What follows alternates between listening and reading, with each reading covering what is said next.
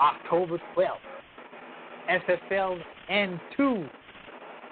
The Minneapolis Maulers facing off the Sioux Falls Sparrows. Can the Sparrows bounce back? Can Minneapolis continue their trek to make it back from that horrid start? Let's see. Go ahead, Doug. Who you like? Well, these two teams met earlier in the year. I think it was September the 17th. It was a 34-20 game. Sioux Falls put up like 466 yards, I think it was, to Minneapolis's 343. In that game, the reason to me why Minneapolis didn't have a better shot at winning is because they threw the ball 60 times. Not many people will remember this game, but Mac Wavy threw the ball 60 times, completed 42. He had 2 touchdowns, 2 picks. But when you're throwing the ball 60 times and you only have 342 yards because you run the ball 7 times, the defense can cheat. The defense can completely cheat. They need to mix it up more that night when they play. And if they do, that's going to make them more effective. They also need to figure out how to slow down Beasley, Cannon, and Jennings. All 3 of those guys went over 100 yards in the last meeting. If Jennings would have had 1 more catch, all 3 of them would have had 10-plus catches. And that's just ridiculous. Hell, Beasley had 11 carries that night, more than the fatty for the Maulers. But what they need to do, like I said, they need to mix it up more. They need to really mix it up more. And what's great for the Maulers is real simple. They have not lost a game since the Sparrows game. They've beat Orlando, they've beat Oklahoma City, and they've beat LA. They're on a 3-game winning streak, and they're on a roll. Let's face it, they're on a roll. But when you look at the Sparrows, and you want to talk about being on a roll or not on a roll, they're coming off a loss now. They're coming off a loss, their 2nd loss of the season. And Jason had his problems with Minneapolis last year. He lost. He got him this year.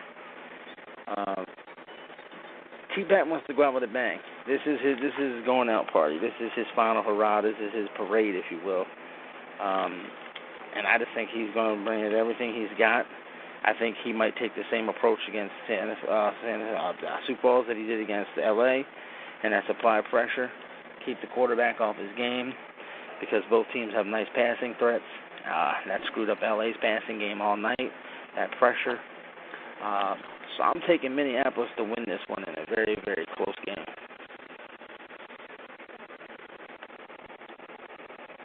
Minneapolis is currently riding a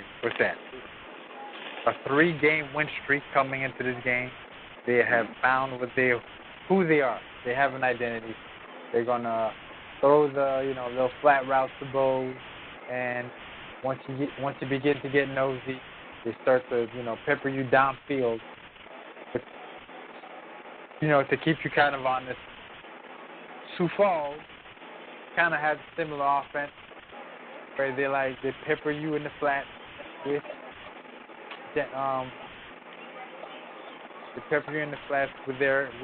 their running game. And their swing passes, which are an extension of their running game. And this past game, Houston took that away. I don't know whether or not Minneapolis will be able to take away those flat passes to Beasley, which help move the chains and keep their offense on schedule, so to speak.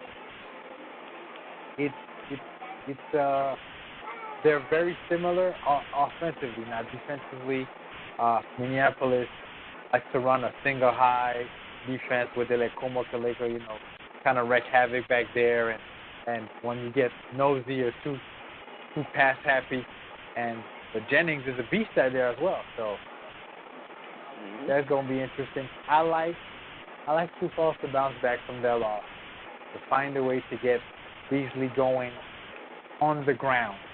actually running the ball and not just in the flat as an extension of the running game.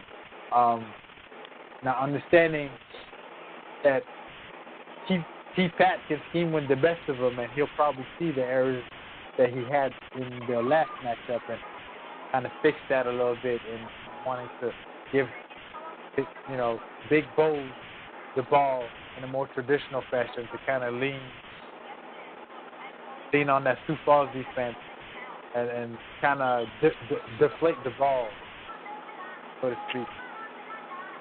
I could see a tight ball game coming down to the stretch where Sioux Falls has to make a play, and it'll be Komokaleka versus Jennings in the air, and let's see the better athlete win on that one.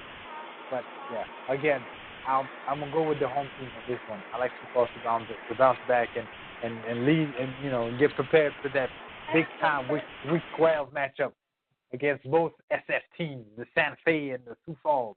But we'll get to that later. So yeah, I like Sioux Falls in this. I like Sioux Falls to bounce back from